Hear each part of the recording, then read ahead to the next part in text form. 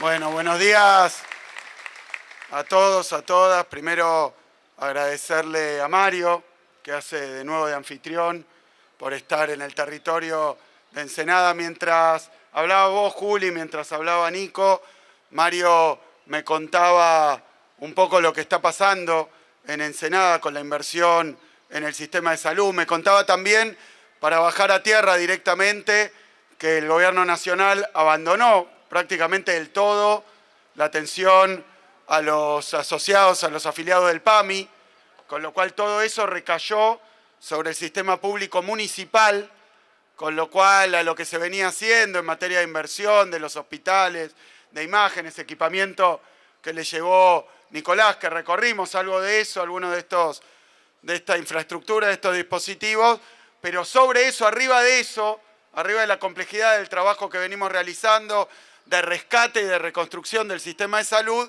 nos ocurre lo que estamos viviendo hoy, que es un gobierno nacional absolutamente borrado, a mí me gusta decir desertor. Es de una gravedad tremenda, es inédito en la trayectoria histórica de la Argentina y me imagino que de todos los países del mundo, por lo menos de todos los que uno conoce, no hay país del mundo donde haya habido una autoridad máxima del Estado que dice voy a destruir el Estado. No hay país del mundo donde eso se empiece a corporizar y materializar con un abandono absoluto de la obra pública y, por tanto, no es que se paró la obra, va para atrás, porque hay un deterioro por falta de mantenimiento, se arruina, se va rompiendo, se va quedando obsoleto y bueno, sobre todos los desafíos que teníamos, se agrega, desde que llegó Milei, este ataque directo que es al Estado, pero a través del Estado a la sociedad. Porque él habla del Estado como si fuera una entelequia, como si fuera una discusión filosófica, teórica, como si acá estuviéramos hablando de una palabrita. El Estado, y lo quiero decir hoy, el Estado son todos los trabajadores y trabajadoras del sistema de salud, son los médicos, los enfermeros, los camilleros y camilleras y médicas, los profesionales, son los maestros, las maestras, los auxiliares y son nuestras escuelas, nuestros hospitales. Lo que está atacando es el bienestar, lo que está atacando es la capacidad de resolver problemas diarios, reales, cotidianos de nuestra gente. Lo que está atacando además es el futuro y la perspectiva, ¿no? Porque si rompe las universidades, las desfinancia, las privatiza, los pibes y pibas uno va, recorre, y aquellos que están terminando el secundario en una proporción enorme, sorprende para algunos, para mí ya es moneda corriente, pero le preguntás qué querés hacer y te dicen quiero ser médico, arquitecto, ingeniero, es decir, todos nuestros pibes y pibas piensan en un futuro de desarrollo, en un futuro también de crecimiento personal, individual, familiar, comunitario. Si uno le rompe el sistema universitario, el sistema científico-tecnológico, el sistema artístico, tomo esto último que está diciendo, Nico, si lo que propone el gobierno nacional es la destrucción de lo que hay y para adelante nada y el sálvese quien pueda, ¿y cómo no vamos a tener unos adolescentes, unos pibes, unos jóvenes que sufren porque lo que se le empieza a nublar no solo el presente, sino la perspectiva de un futuro distinto, un futuro mejor? Lo digo para que quede claro y sea concreto, porque si no parece que estamos discutiendo escuela de pensamiento económico, austríacos contra keynesianos o peronismo contra antiperonismo. Hablamos de la realidad diaria, de la realidad cotidiana, de los pibes y pibas de la provincia de Buenos Aires que le dicen vamos a destruir la universidad como propuesta del gobierno nacional, y cuando se le pregunta qué quieren hacer los que están terminando el secundario por ahí, es ir a la universidad. Le están creando y generando una sensación de abismo, de precipicio, donde después no hay nada. Y lo que había está en proceso de destrucción. ¿Cómo no van a haber aumentado los padecimientos, los sufrimientos, la angustia? ¿Cómo no van a aumentar? Porque incluso la propuesta por la positiva es la competencia de mercado. El sálvese quien pueda. El vas a tener lo que querés si te lo ganás. Si te lo ganás con un laburo que cada vez escasea más, donde no hay condiciones. El otro día miraba, tratando de unir, ¿no?, lo que nos está pasando con datos que parecen separados de lo que ustedes viven en la realidad cotidiana de nuestro sistema de salud. Pero yo veía que estamos con niveles de morosidad, de impago, en las deudas de las familias que están alcanzando el récord histórico, desde 2009 que no se ve. Fíjense cómo fue el proceso. Y después traduzcámoslo a lo que nos pasa en las guardias de los hospitales, en los centros comunitarios. Miren lo que pasó.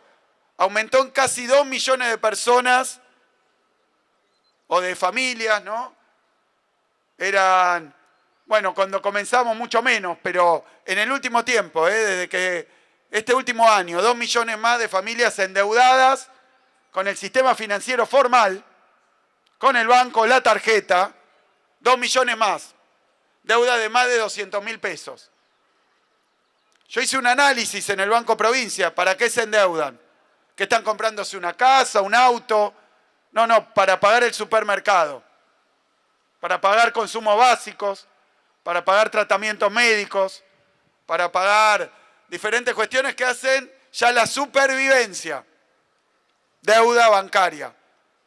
Y esto es un pedacito, casi diríamos que en ese deterioro, donde el ingreso corriente de los hogares y de las familias no alcanza a cubrir lo básico, entonces hay que recurrir al financiamiento, a la deuda, endeudarse, la cuota de la tarjeta.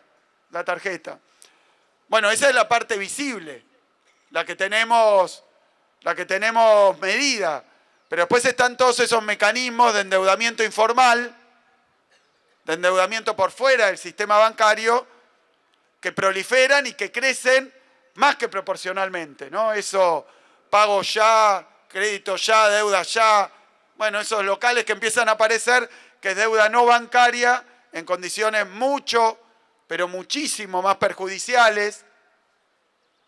Y fíjense, creció el porcentaje de familias que han recurrido a la deuda, en la que medimos nosotros, la formal, la bancaria. Por fuera de eso está el fiado, está estos créditos sencillos, no a sola firma, que son realmente en condiciones leoninas, con tasas de interés impagables. Después fíjense, consulten, lo conocen además, se endeudan y ya en la primera, segunda cuota no se puede pagar, con lo cual las condiciones iniciales se deterioran de manera fabulosa, ¿no? Lo que era la cuota crece por 2, por 3. El que se endeuda de manera desesperada, el que se endeuda en una situación insostenible, firma cualquier cosa, porque tiene que pagar un tratamiento, porque tiene que pagar el alquiler, entonces se endeuda para eso, firma cualquier cosa. La letra chica dice que si se atrasa con una cuota, entonces la cuota se multiplica por 3 y que después te van a ir a buscar y a pedir la casa, el auto. Estamos en una situación desesperada, que se ha ido espiralizando. Yo registro, y lo deben ver ustedes en las estadísticas de salud y en la práctica corriente, abril-mayo, un escalón para abajo tremendo, y ahora agosto-septiembre particularmente, que vimos y se multiplicaron los cierres de empresas.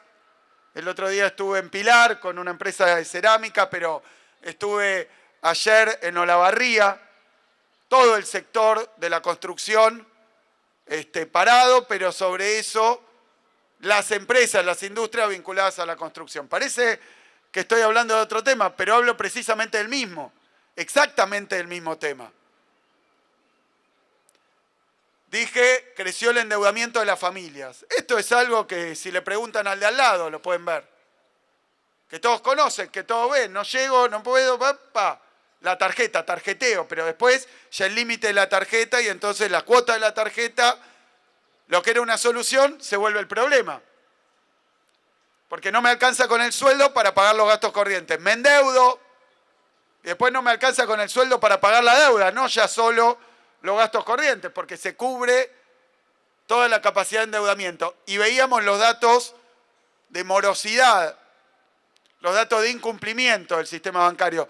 Son los datos más sensibles para un economista de la situación social, laboral.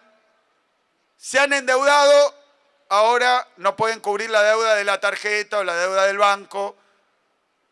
Esto está en niveles que no se vieron en la pandemia. En la pandemia hubo una interrupción de los ingresos muy dramática, pero bueno, no se vieron en la pandemia, no se vieron al final del gobierno del Macri, donde también hubo una crisis muy extendida. Hoy estamos con niveles que solo se vieron en 2009. Pero lo de 2009 tuvo que ver con una crisis que parecía terminal del capitalismo. Se cayó Lehman Brothers. ¿Se acuerdan? No quiero recuperar esto, pero fue una crisis bancaria. Entonces, lo que pasó es que las familias estaban endeudadas, pero los bancos se corrieron. Y entonces el incumplimiento del 2009 ni siquiera fue materia de ingresos. Fue materia de tasa de interés, de acceso a crédito o a refinanciación del crédito. Fundieron las compañías de seguro más grandes del mundo en 2009. No fue un tema argentino. Pero quiero contar esto porque lo que se está viendo es una aceleración, una espiralización de la precariedad económica, social, productiva, laboral, que está desencadenando esa macro que teóricamente es lo que anda bien. Porque el gobierno de Milei dice, yo solo me voy a ocupar de la macro.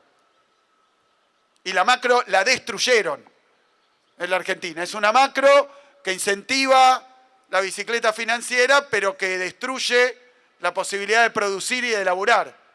Sostienen un dólar claramente artificial, abren las importaciones, bajan los salarios. Voy a esto porque parece que estoy hablando de una cuestión de la estratosfera, pero esta situación que describo hoy se ve en los hospitales de la provincia, se ve en los dispositivos de salud mental que hemos abierto. Imagínense, yo hablo de una cifra prácticamente neutral, es un número. Niveles de incumplimiento de la deuda de las familias como no se veía hace 16 años y ya por arriba de eso.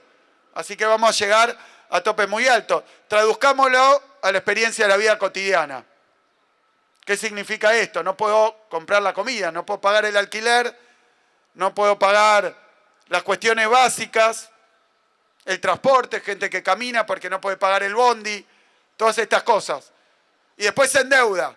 Y ahora empieza a pasar, no puedo pagar la cuota de la deuda, no solo la vida cotidiana, sino también la carga financiera que genera el haberse endeudado. Y estoy hablando del sistema formal, donde esas tasas o donde esos costos de financiamiento están más o menos regulados y controlados.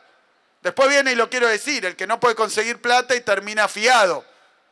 Lo que vemos en algunos barrios también con el sistema de narcotráfico, préstamos derivados del que tiene... Bueno, todo esto es un deterioro tremendo y que impacta en el sufrimiento y en las condiciones de vida y de salud mental, por supuesto, de las familias, de la gente de nuestra provincia de Buenos Aires. Imagínense el pibe o piba que votó Milei. Veíamos el otro día, en este caso tremendo, espantoso, horripilante por su crueldad, el triple crimen. Veíamos que uno de los pibes que está involucrado tenía un trabajo formal, pero se enamoró de la posibilidad de hacerse rico con las criptomonedas o el tema financiero, dejó el trabajo, se dedicó un tiempito a las criptomonedas, por supuesto le fue mal, es como un casino, porque es literalmente como un casino, ganan unos porque otros pierden, no ganan todos juntos. Por cada uno que pone un pleno, están los que apostaron en todo el resto del tablero y perdieron. Entonces pierde mucho, gana alguno, te muestran el caso de éxito, te sentís identificado y te mienten que todos ganan. Bueno, no es así.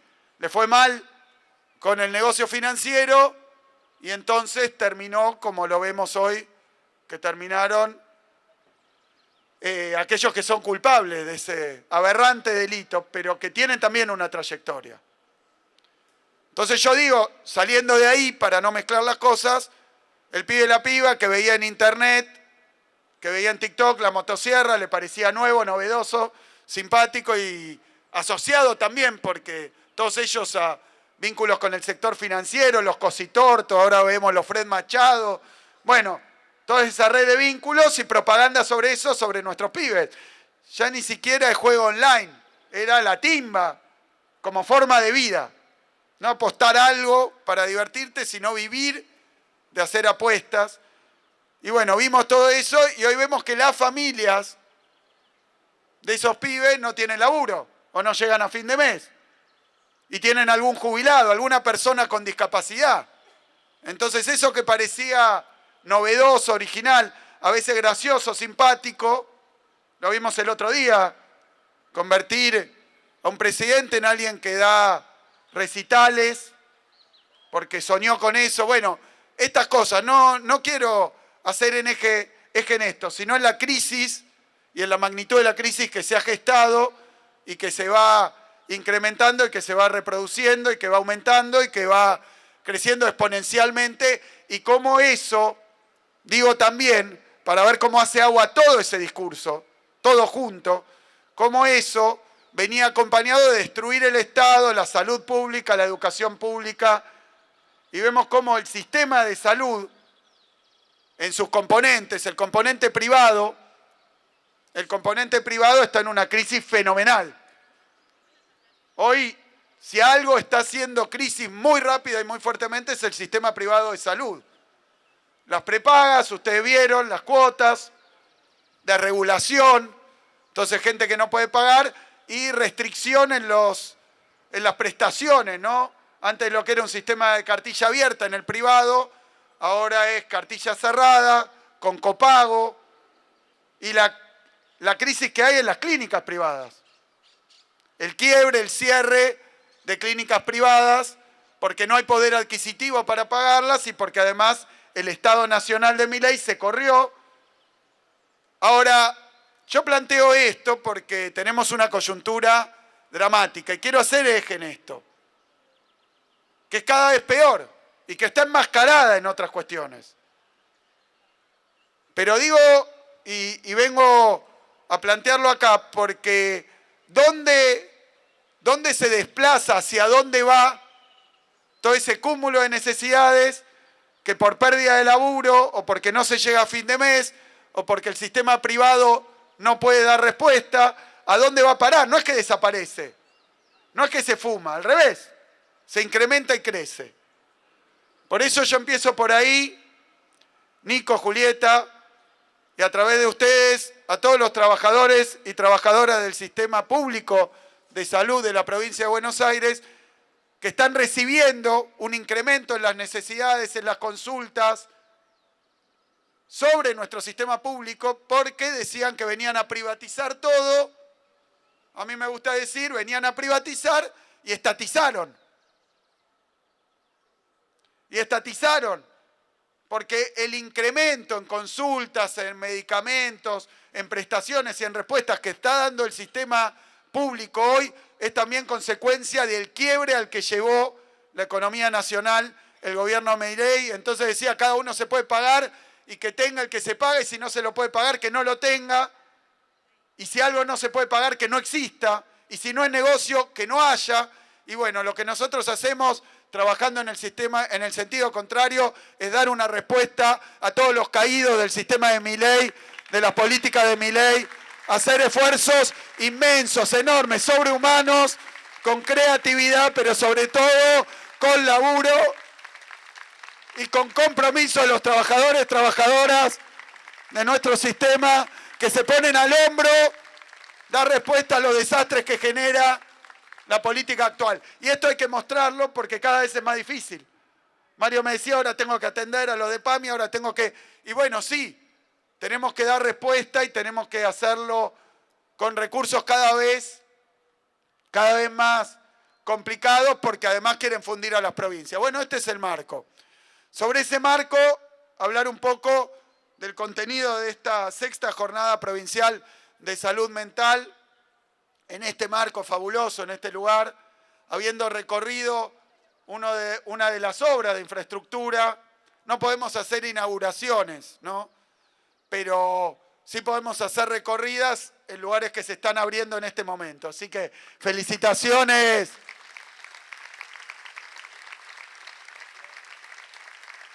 Porque allá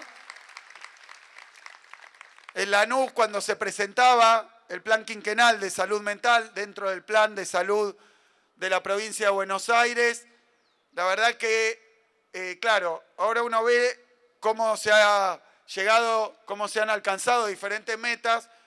Yo miraba y decía que eso era muy ambicioso, lo que se planteaba. Muy ambicioso, porque además de lo cuantitativo, era lo cualitativo. Están las dos cosas. Era incrementar lo que hay, extender algunos formatos, algunos dispositivos, algunos mecanismos que existen, pero además ampliar y al mismo tiempo inventar cosas nuevas que no existían antes. Estos 14 centros comunitarios de salud mental, de los cuales se ha inaugurado ya 6. Bueno, era algo que no existía. Hace años que no se hacía inversión en infraestructura específica para la salud mental. Y cuando se hacía, lo que se hizo eran sistemas perimidos, obsoletos, que ya no funcionan, como los manicomios, que ahora estamos cerrando. Así que creo que haber visto hoy cómo se rinde cuentas, cómo se ha logrado que esa planificación ambiciosa, permitime, Julieta, Nicolás, imposible cuando la planteamos porque eran cosas que no había y además implicaban inversión importante, modificación o creación de nuevos formatos, de nuevas modalidades, pero además lo más importante y lo más difícil, que es de lo que hablaba Nicolás específicamente, que era un cambio de mentalidad, un cambio cultural, llamémoslo.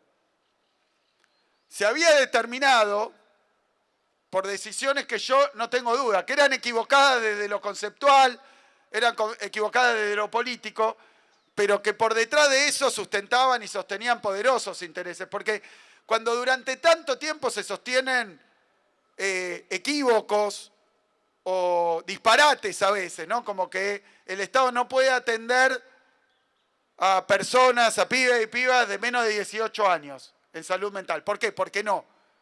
Bueno, evidentemente ahí hay una equivocación profunda, hay una vocación de ahorro, de ajuste y de recorte, pero hay también algún interés que está agitándose por detrás, porque si no, tendríamos que desembocar en la conclusión de que prima y reina la estupidez cuando se sostiene durante tanto tiempo. Cuando las teorías claramente reñidas con la realidad y de manera obvia, equivocadas en lo conceptual, se mantienen tanto tiempo, y lo digo también para los economistas, es porque hay guita atrás, porque hay intereses atrás,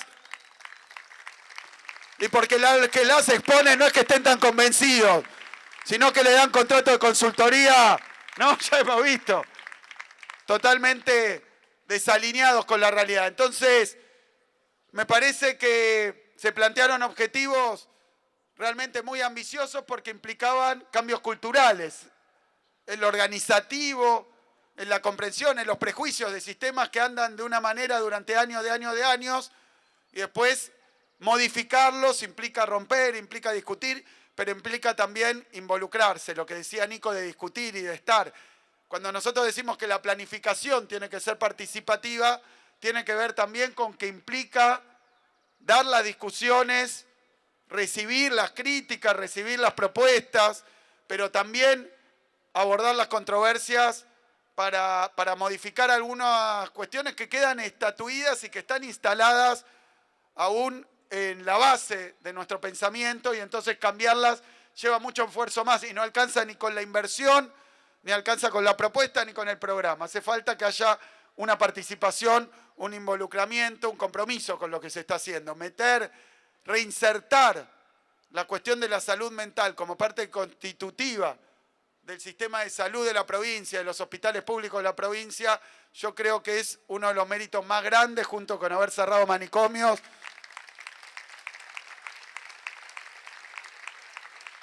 Porque imagínense, además lo viví en las recorridas. Cuando se planteó, vamos a cerrar los manicomios, los trabajadores dicen, me voy a quedar sin laburo.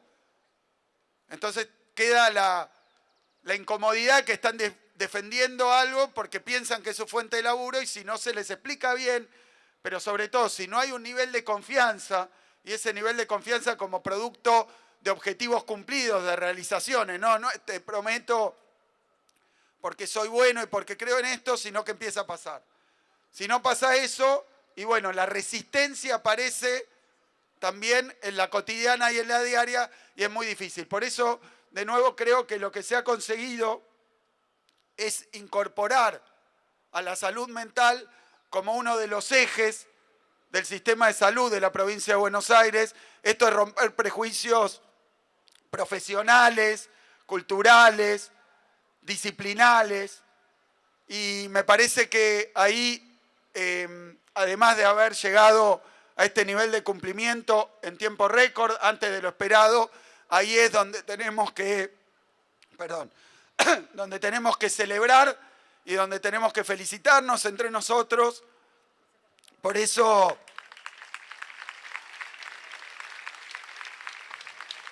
mi enorme agradecimiento a los que están acá reunidos, a cada uno de los equipos.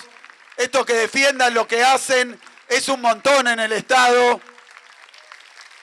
Que estén orgullosos de su trabajo, que esto no sea algo tecnocrático que le decimos a la sociedad, miren, cumplimos, sino que se les diga a los trabajadores y trabajadoras que ponen el cuerpo, eso es lo más meritorio. Así que bueno, acá estamos, habiendo prácticamente alcanzado las metas que se habían propuesto, ahora encarando la preparación de un nuevo plan quinquenal por adelantado. Me parece que es un hito importantísimo en la historia de la salud y más en general en la historia del Estado provincial y más en general en la historia de la provincia. Muchas gracias.